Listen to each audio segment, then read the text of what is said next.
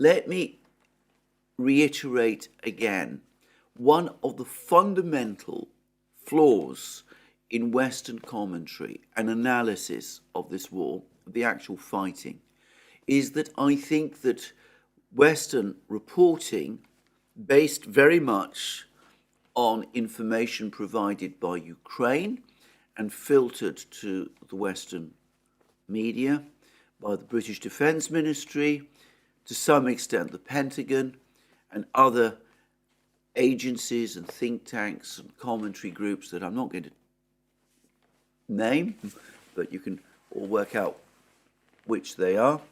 Well, the cumulative effect of all of this is that it has given a massively over-exaggerated, dangerously over-exaggerated idea of the scale of Russian casualties. It makes a huge difference whether the Russians have lost 200,000 men in Ukraine, as many people believe, or around 14,000, as the BBC and its team and the team from, I think it was Media Zone, which have carried out this investigation, these repeated investigations, have been able to find. Now, the point about my bringing up that BBC report is that, of course, we're constantly told that this report underestimates the number of Russian casualties. The latest BBC report suggested that, well, actually didn't go into that in much detail, but the Media Zone report that accompanied it suggested that it was perhaps half the total of Russian casualties, in which case we're talking about 20,000 dead Russians, not 100,000 or 200,000 or whatever astronomical figure some people think. But in any event, I see no real evidence that the numbers are in fact greater than the 14,000 that has been reported. After all, how exactly are the Russians concealing these enormous casualties? And why, if there was a plan to conceal casualties in that kind of way, are 14,000 not being concealed? If you take a step and think about it, it is illogical.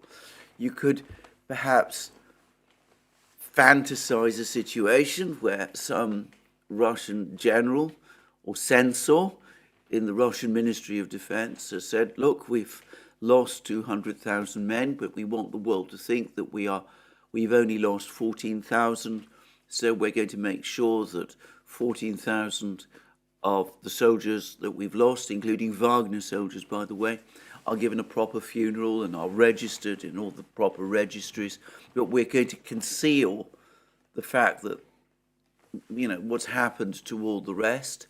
But I have to say, as somebody who's worked in government bureaucracies, that doesn't seem to make much sense to me. It's not how government bureaucracies, in my experience, work. And it would be an extremely difficult and very complicated operation to pull off. And I wonder whether it is practical at all. I would also say that if the Russians wanted to make us think that they'd lost 14,000 men instead of 200,000 men, if they were trying to conceal their losses and at the same time mislead us by making it possible to find this number of people in Russia, soldiers who've been killed in the battle, well, in that case, I would have thought that the Russians would be providing us with a running countdown of their losses and would themselves be talking about this figure of 14,000, which, by the way, they're not doing. So that would imply some kind of very complicated cover-up indeed, in which you try to give the impression that you've lost 14,000 men without actually saying so. And as I said, I find this all very fanciful and very difficult to explain, and it doesn't make much sense to me. And as I said, that number of 14,000, as of mid-February, by the way, is consistent with such numbers as the Russian Ministry of Defense has published on the rare intervals when it publishes such numbers. So, there we go. If we're only talking about 14,000 men, and of course the word only here should be emphatically placed in quotation marks, but if people in the West have really come to believe that Russia has suffered 200,000 casualties, which would suggest a death rate much higher than this, well, then of course they are getting the war completely wrong. They are misunderstanding completely the direction of the battle and of the fight, and they're massively underestimating the capability of the Russian army in the field. So I'm sorry if I've digressed a little here, but I do feel that more realism about the actual state of the battle on the ground and who is losing numbers would, I think, materially change not just Western perception of the war, but perhaps conceivably Western policy about the war. I find all this discussion of casualties very uncomfortable, and I'm going to move on. But before I do, I'm going to just quickly reference an article by Bernhardt at the Moon of Alabama, and he's made 2 points. The first point he's made is that the Russians are claiming to have killed across the entire front lines around 400 men a day, Ukrainian soldiers a day, but that this does not apparently include the Ukrainian soldiers who have been killed in the fighting in Bakhmut, where most of the fighters who are engaging them are, of course, Wagner assault troops. Now, there's been some suggestions that Ukraine is losing something like 500 men a day in Bakhmut, and that's dead and wounded. Who knows exactly how high the casualties are? The BND, the German intelligence agency, said that Ukrainian losses in Bakhmut are in triple figures every day. We've just seen a report that Ukraine, the life expectancy of a Ukrainian soldier fighting in Bakhmut is around 4 hours. So it seems reasonable to think that 100, 200, 300 men, perhaps more than that, are dying on the Bakhmut battlefield every day. I personally would be surprised, given the intensity of the fighting in Bakhmut, if Bakhmut, the fighting there, did not account for at least a third to perhaps half of Ukrainian casualties on any particular day. If so, then it is not impossible that we could be looking across the entire battlefront at Ukrainian losses on certain days touching 1,000 men. And I mean 1,000 men killed. Now that is a horrendous total, but of course Ukraine itself admitted back in the summer during the fighting in Severodonetsk and Lysychansk that it was losing that number of men killed a day, 1,000 men. And my impression of the fighting in Bakhmut is that it is of an intensity and of a savagery that far exceeds what happened in Severodonetsk and Lysychansk, and of course the totality of the Ukrainian forces concentrated in and around Bakhmut is greater than was the case in Severodonetsk and Lysychansk. Anyway, that's all I'm going to say on that issue. I would say that there have been other reports. There was another report in The Economist from a Ukrainian soldier describing the sheer horror of the fighting in Bakhmut. admitting that when in his unit, I presume it was a company or a platoon, I'm not very clear on the difference, by the way, but anyway, one of these units, that when there was a request for volunteers, 13 men of the unit refused to volunteer for an attack. Apparently they didn't want to die, and this soldier seemed to understand this, and his description of the fighting in Bakhmut seems to be very close to that of this American soldier that's been quoted by ABC News and by Newsweek. So there we go, an absolutely horrific battle going on in Bakhmut, and one which is getting more horrible by the day, with the Russians now pushing hard towards the last remaining road, which looks likely to be cut off fairly soon. One Russian report I saw suggested that it could be cut by as soon as tomorrow. But, you know, these are predictions, and many of these predictions at various times have proved wrong. So let's not assume that. Now, whilst I'm on the topic of Bernhardt and the Moon of Alabama, he's also written another, the same interesting piece that he's written, also touches on, and in an indirect way, the state of Ukraine's artillery.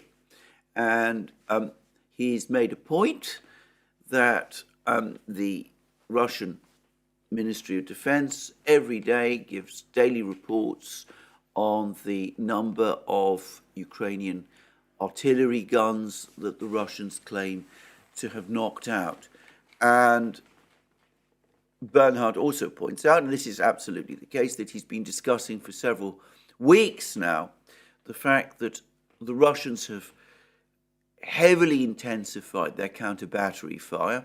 In other words, their guns, as well as hitting other targets, have also been hunting Ukrainian artillery guns. They've been taking particular aim at destroying Ukraine's artillery force, and that they've been using a rather novel piece of equipment called penicillin, which helps them to detect where Ukrainian guns are.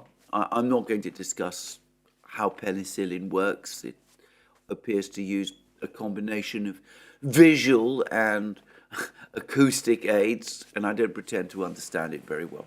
But anyway, that the Russians do seem to be conducting some kind of very active counter-battery offensive. And according to Bernhardt, this is having a visible effect, as shown by some of the artillery pieces that Ukraine is now using. And in his latest piece, he pointed out that one of the artillery pieces that the Russians claim to have destroyed recently is based on a German gun of the First World War era, which was developed and modified by the United States in the interwar years. And apparently this particular gun was supplied to Ukraine by Lithuania. And there's also been information that Ukraine has been using another gun, an 85mm gun, which was used by the Soviet army during the Second World War, but which has been out of service for a very long time in the Soviet and then the Russian army. And they've also been using a 100mm anti-tank gun, which is rather more modern, but which is also basically obsolete. And that Ukraine has been relying increasingly on obsolete guns to make up the numbers. Well, I will say about that I did get a commentary some weeks ago from an artillery officer who did say that when it came to artillery, one gun that does the job is as good as any other, and that it's something of a misconception to talk about modern guns as opposed to old guns. And the topic, by the way, was the D-20 howitzer that the Russians have been using extensively over the course of this conflict, and which dates from the 1950s. But some of these guns that Ukraine is using do seem to be not just very old, but perhaps too old even for the point that that artillery officer was making, and that they do suggest a general artillery shortage on the part of Ukraine. Anyway, that's all I'm going to say today about the battlefronts. We see, as I said, further significant Russian advances in Bakhmut, and we see also that the Ukrainians continue to suffer exceptionally heavy losses in and around Bakhmut, and the battle there clearly isn't going well for them. And this may explain what perhaps is the single most important piece of news.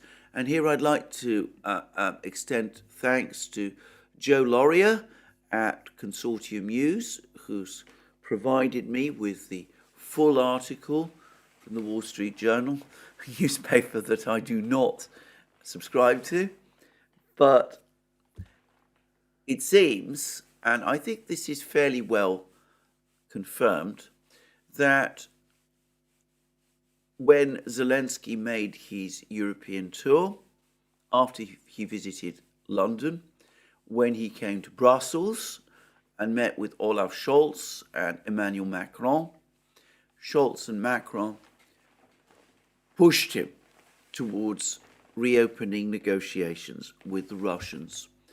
And the article, its headline is, NATO's biggest European members float defense pact with Ukraine. French and German leaders told Ukrainian President Zelensky that he needs to consider peace talks. And the article then goes on to say,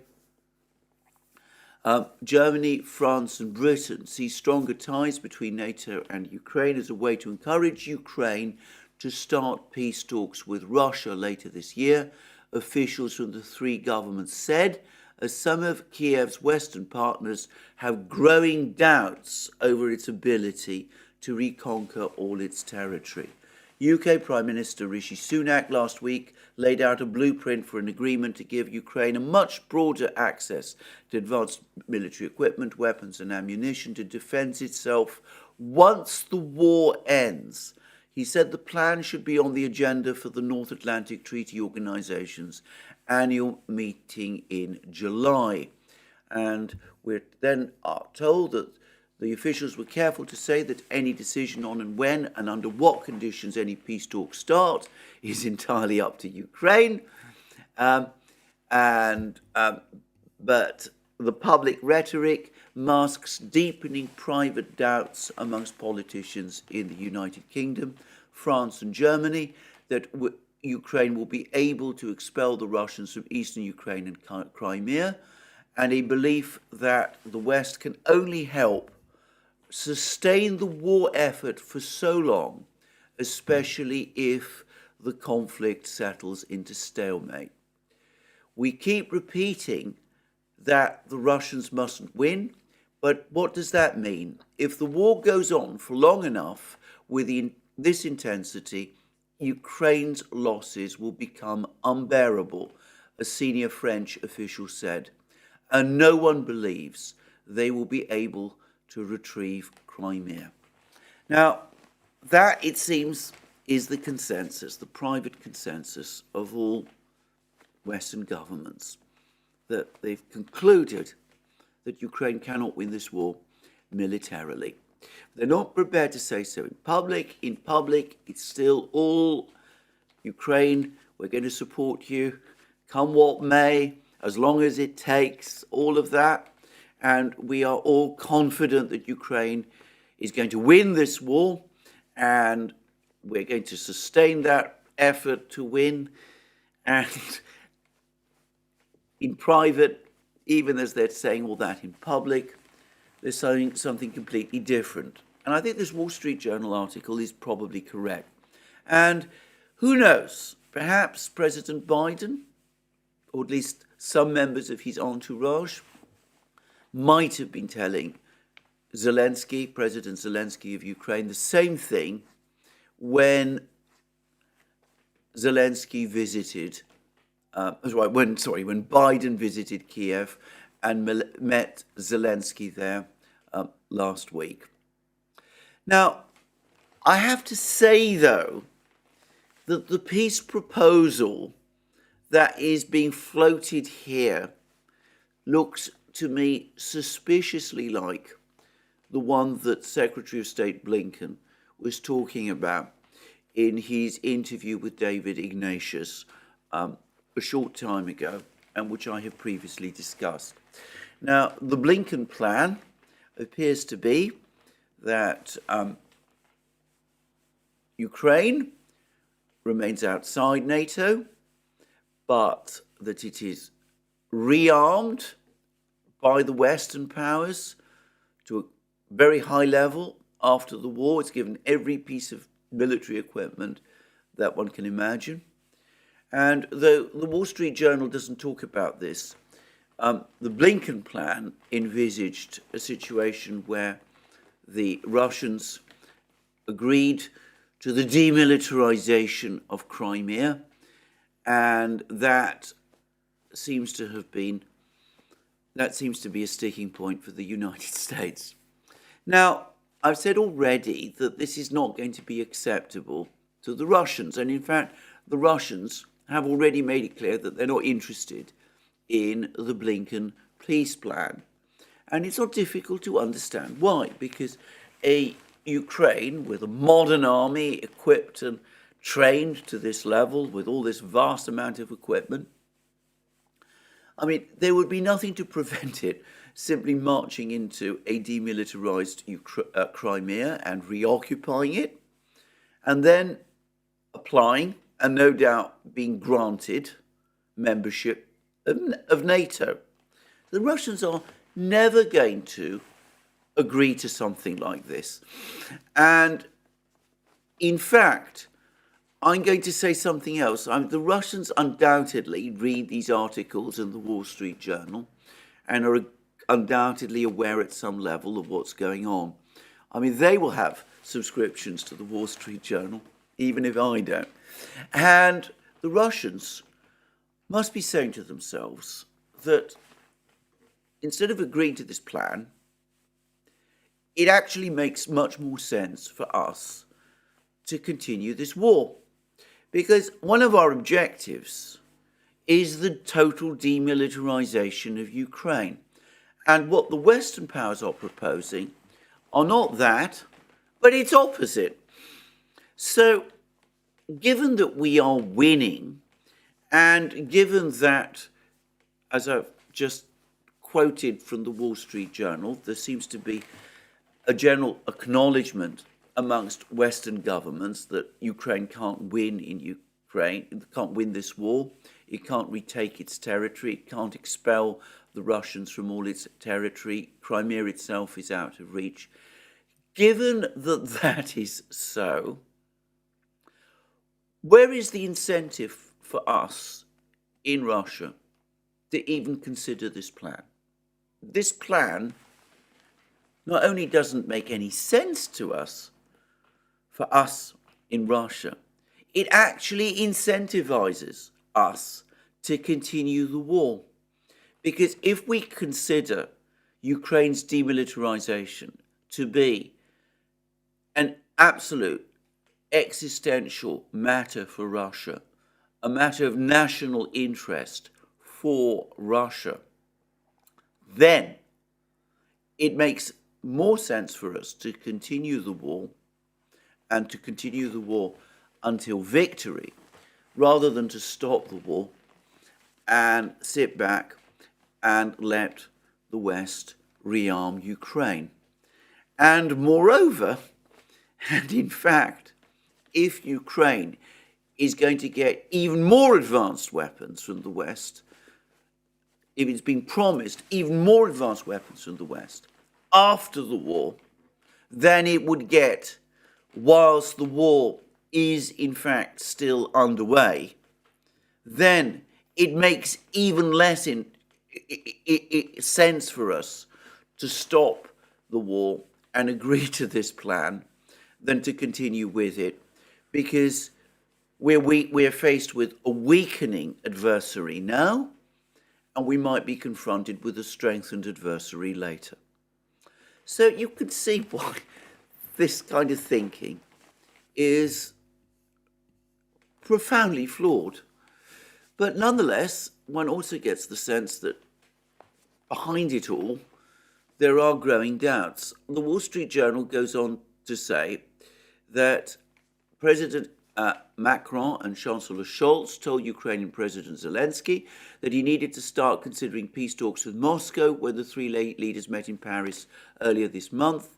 People familiar with the conversation said. Over dinner at the Élysée Palace, the sumptuous seat of the French presidency, Mr. Macron delivered a more sober message, the people said, telling Zelensky that even mortal enemies like France and Germany had to make peace after World War II.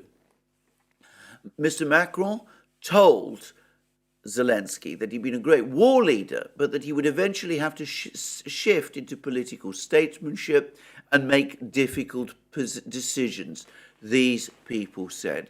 Speaking after a security conference in Munich last weekend, Mr. Macron became one of the first Western leaders to publicly question whether either Ukraine or Russia could achieve their battlefield aims, saying neither side could prevail militarily. He told the French media, "What we need now is for Ukraine to launch a military offensive which pushes back the Russian front in order to open the way for a return to negotiations," which is, I would have said, an absurdity. A Ukrainian offensive pushing the Russians back to launch negotiations. What if the Russians launch a counteroffensive? What if the offensive fails? What if the offensive succeeds? Why would Ukraine want to stop if its offensive succeeded? One gets the sense here of Western leaders really having very little sense any longer of what to do. They are trying to find some way to influence events, to get themselves out of this hole that they are in, but they don't seem to know exactly how to go about it. And we have more comments like this from the Wall Street Journal. A British official said that another goal of the NATO pact would be to change the Kremlin's calculus. If Moscow sees that the West is prepared to scale up its military assistance and commitments in Ukraine over time, it could help persuade Moscow that it can't achieve its military objectives. Well, what if it doesn't? What if Moscow concludes, as it's far more likely to do, that it then, in that case, needs to scale up its commitments as well? We'll come to that in a moment. But then we have the contrary comment from General Piotr Pavel, President-elect of the Czech Republic and a former NATO commander, at the Munich Security Conference. We may end up in a situation where liberating some parts of Ukrainian territory may deliver more loss of lives than will be bearable by society. There may be a point when Ukrainians can start thinking about another outcome. And in fact, I would suggest that we are long past that point, given the scale of the losses that Ukraine is now suffering in places like Bakhmut.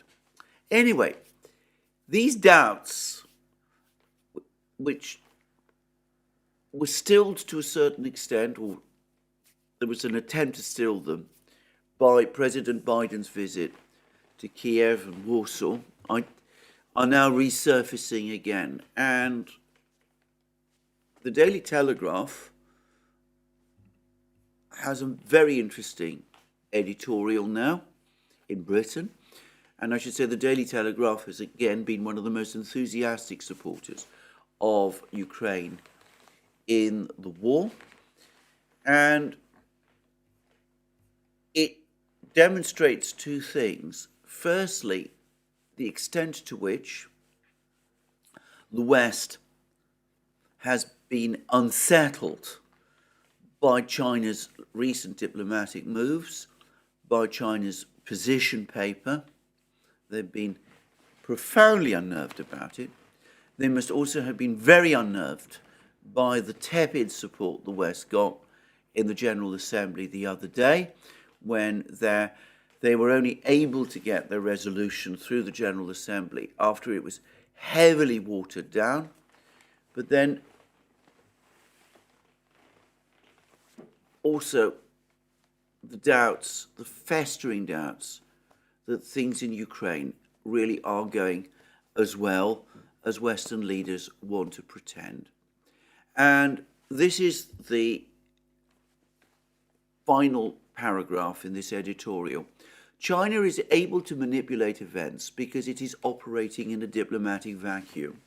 No other power is discussing how the war might end or the steps to get there. The West's unwavering financial and military support is critical, but it is not a long-term strategy. This leaves the field clear for Beijing's unreasonable proposals. We can expect similar interventions until we begin to outline what the end could look like. As time goes by, not doing so carries the growing risk of being dangerously overtaken by events. Now, this is the first such comment I've seen on the editorial page of a British newspaper since the war began.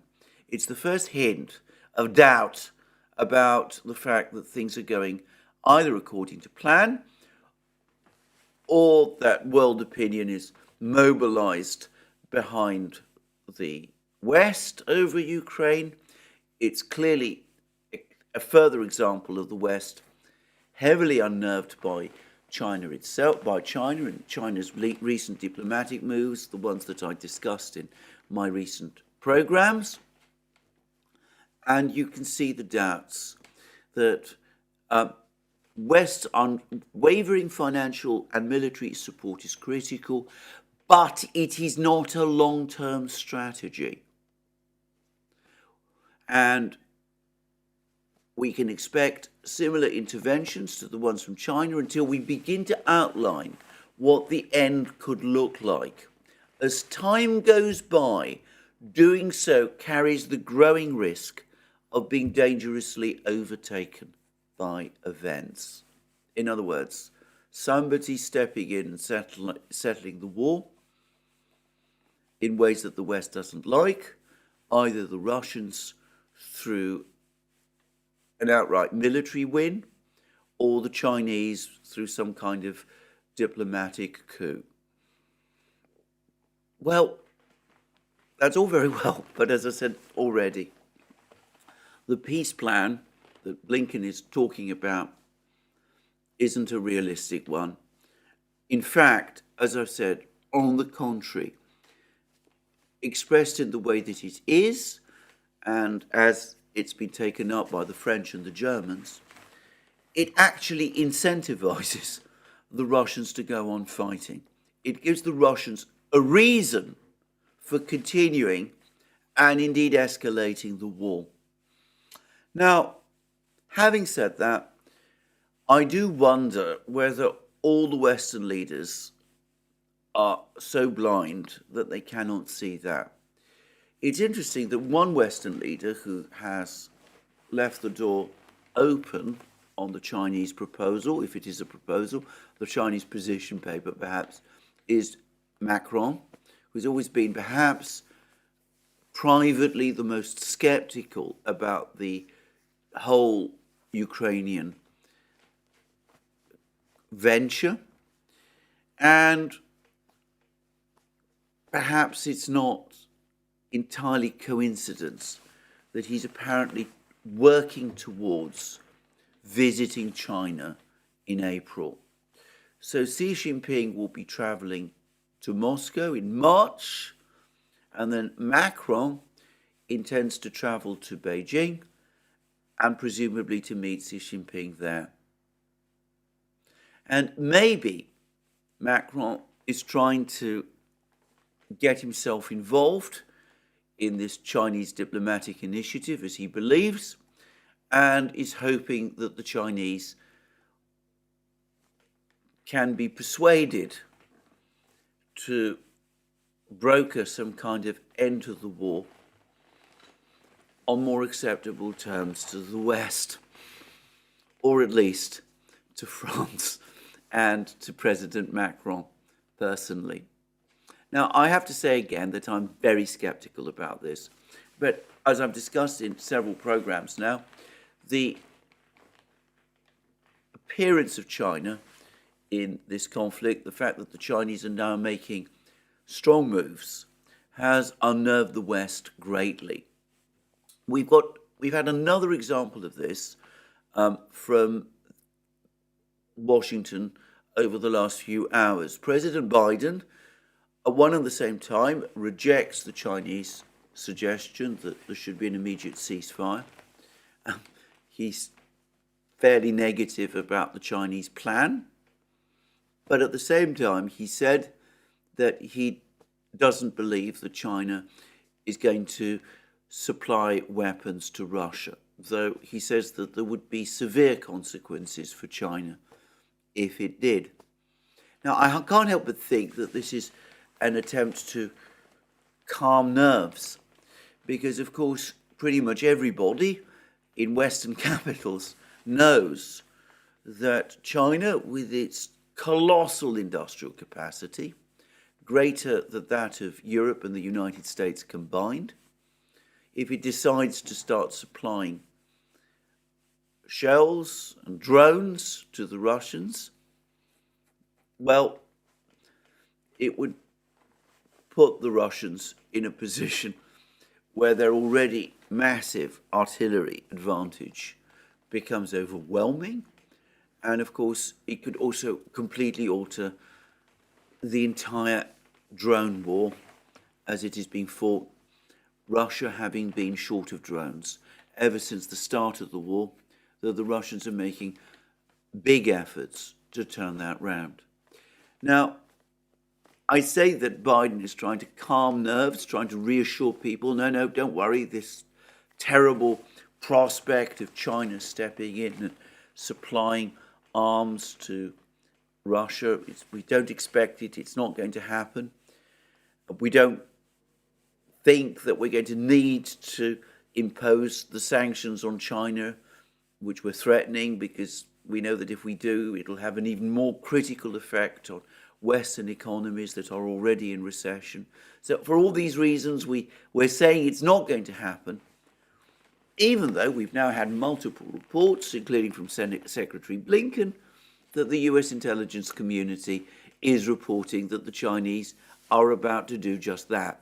Now, I don't personally know or think that the Chinese are going to do that, though as I did discuss yesterday, in my program yesterday, the Chinese position paper doesn't appear to rule out the possibility of China supplying arms to Russia at some point in the future, if the need for that were to arise. But anyway, perhaps more importantly, it shows again how uncertain and unsettled the Western powers actually are by these Chinese moves, and by their sense, because this is perhaps the key point, that in the final analysis, China and Russia in combination on the Ukrainian battlefield, and probably everywhere else, have an overwhelming advantage against the West, and that there is nothing that the West can do to rectify that. So, this is something, as I said, that Westerners probably know, or at least are aware of, even if they can't admit it to each other. And one can understand, as I said, why they might be so spooked, both by these Chinese diplomatic initiatives and by this possibility that the Chinese might, just might, start supplying the Russians with drones and ammunition in quantities that the West can never hope to match. Now, I'm going to here make my own point. These peace ideas that are floating around, that Scholz and Macron and Blinken and all of these people are floating around, as I said, they're not going to achieve peace. On the contrary, as I said, they incentivize the Russians to continue the war. The Russians are at one and the same time hearing that the West believes that Ukraine cannot win a military victory, that it may not be able to recover territory, that Crimea is beyond its reach. So they see all of that. And at the same time, they see that if they stop the war, then the West is going to rearm Ukraine to a level beyond anything that it has been armed to up to now. So, as I said, in combination, what those two messages say to the Russians is it makes more sense for us to continue the war because we are simultaneously winning it and Ukraine is losing, and at the same time, the proposals for peace that are coming from the Western side are absolutely unacceptable and indeed dangerous for us. So I think let's forget this peace plan. Let's also come to an acceptance that these offensives, Ukrainian offensives, if they ever happen, are not going to turn the war around. They're not going to help Ukraine. They're simply going to add to those enormous losses that Ukraine is already suffering. People like Macron and President-elect Pavel of the Czech Republic are talking about levels of losses which are becoming unacceptable for Ukrainian society, more than Ukrainian society can perhaps sustain. And I saw a deeply upsetting opinion poll that has apparently been carried out in Ukraine, which says that 17% of Ukrainians now know someone who was killed, who's been killed on the battlefields, and given that large numbers of other Ukrainian soldiers have been killed, and this hasn't yet been reported, one suspects that by now every Ukrainian family is affected to a greater or lesser degree by the war. There was even an article in the New York Times recently that showed a picture of a Ukrainian cemetery, and another article, I believe also in the Wall Street Journal, which talked about Ukraine's missing soldiers, the soldiers that were sent into the war, but of whom there is no further word, most of whom, it must be assumed, are dead. So Ukrainian losses, I would suggest, are already unsustainable. I mean, how bad do losses have to be before they become unsustainable? If Ukraine is losing up to 1,000 men a day, dead and seriously wounded a day, which it could be, I'm not saying it is, but it's not implausible, then I would regard that as both horrific and unacceptable. So let's put aside this idea that, the way to achieve this peace is to send more weapons to Ukraine, pressure the Ukrainians into offensives which will only result in further loss of Ukrainian lives and which are unlikely to be properly prepared, and actually, instead, open negotiations with the Russians now. And instead of engaging in this double talk with the Ukrainians, in which you come along and you tell the Ukrainians in public that, we're behind you 100%, right up until the end, the decision on when to negotiate is entirely yours. We're not going to affect it or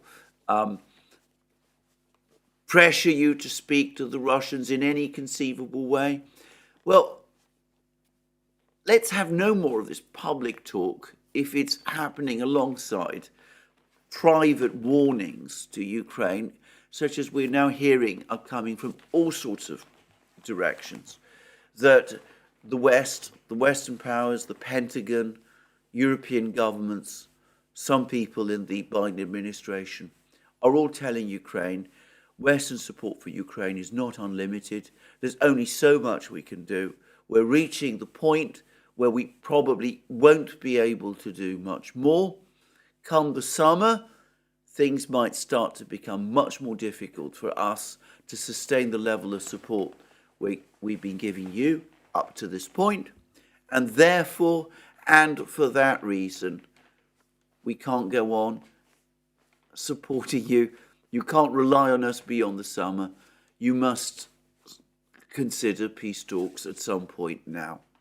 Let's end this charade of saying one thing in public to the Ukrainians and to our own public in the West, and saying something completely different, in fact, almost the opposite in private. Let's start saying straightforwardly and openly, we've now reached that point where we've done all that we can. We can't do more. Ukrainian losses are unsustainable. We can see that, and it's time to talk peace. Now, that may mean accepting that the Russians have achieved some kind of success in Ukraine. But it's worth saying that the Russians, their demands, the demands they made of Ukraine at the outset of the war and in the months after it started,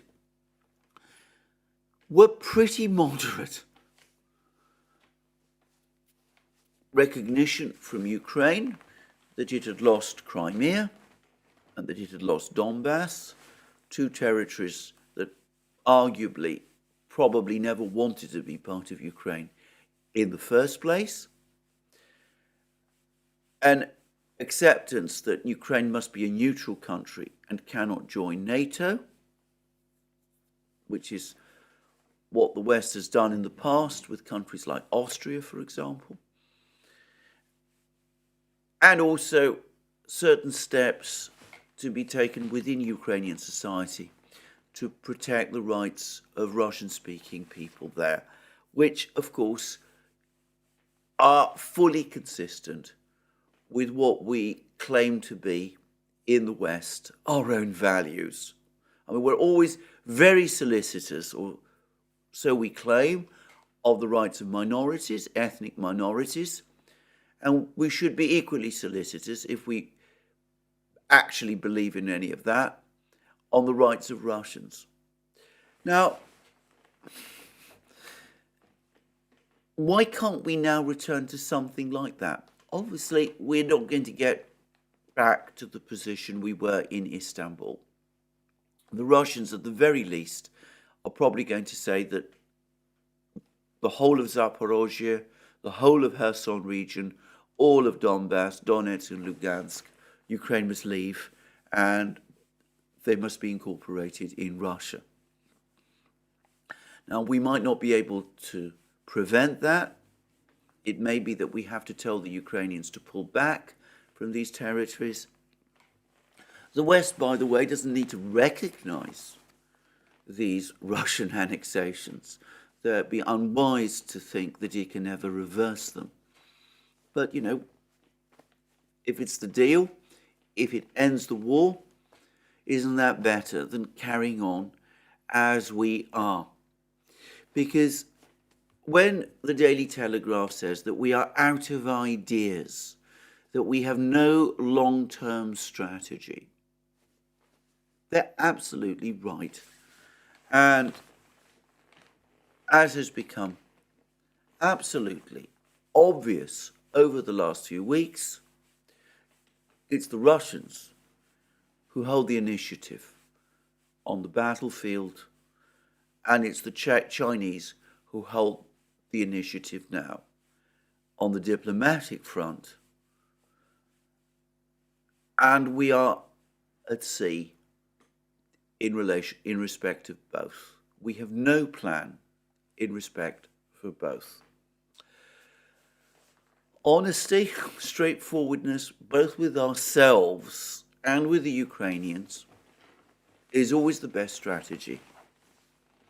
Leading Ukraine on, telling Ukraine that, if it holds out a little longer, it can get Crimea back, that, we're going to help them win, is not just dishonest, it is cruel to Ukraine, and it sacrifices Ukrainian lives to save Western face.